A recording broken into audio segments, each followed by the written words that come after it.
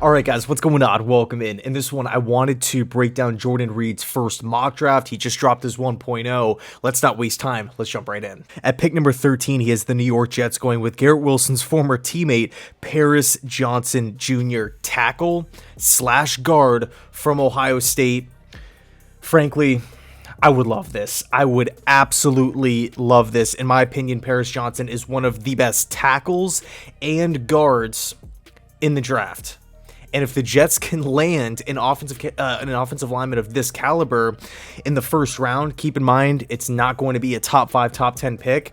If the Jets can land this type of player in the middle of the first round, coming in at, to me, a major position of need, I think it would be a slam dunk, an A pick. I think this would be an A pick. We look at the Jets' question marks right now on the offensive line. George Fant set to hit the open market. Dan Feeney set to hit the open market. Nate Herbig, expiring contract. Connor McGovern, expiring contract. What's going on with Mekhi Becton? I feel like at this point, we just can't really put a ton of stock and say, yeah, Mekhi Becton's going to be the guy, be the starting tackle next season, and we're going to count on him for the rest of the way with the injuries. It's just like you have to ask these unfortunate questions. Will he look like the same player? Will he get hurt again moving forward? I hate being in this position, but that's just the reality. Like, as much as I love Becton, he just hasn't been. The injuries have just stockpiled up. So there's major. Dwayne Brown's going to be on the roster. Max Mitchell is going to be on the roster. Brown has been hurt this season. Max Mitchell has been hurt. Also dealing with the, I believe it was blood clots. So the Jets right now have a lot of question marks, to say the least, on the O-line. Paris Johnson, to me, is like AVT in a sense, right? Coming out of USC, he could play tackle, he could play guard. He's played on the left side, he's played on the right side. He has a high floor. Plays well one-on-one. Johnson is 6'6", 315 pounds, former 5-star prospect, 3 years of experience, 5 games his freshman year. Sophomore year, he was right guard for the Buckeyes, played in 13 games, 768 snaps, 13 quarterback hurries, 1 quarterback hit, no sacks allowed.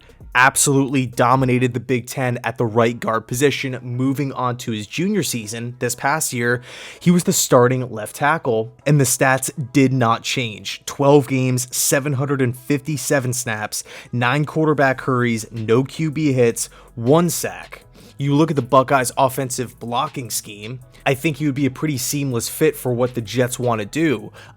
Assuming everything kind of stays intact with Mike LaFleur and the West Coast system and everything like that, if you want an athletic offensive lineman that can play on either side of the line, either side of the center, can play either position, can pull well, can get to the second level well, and is pretty reliable, again, high floor type of player, you know, look, the draft isn't a perfect science. I get that. Anybody could theoretically bust. I get that.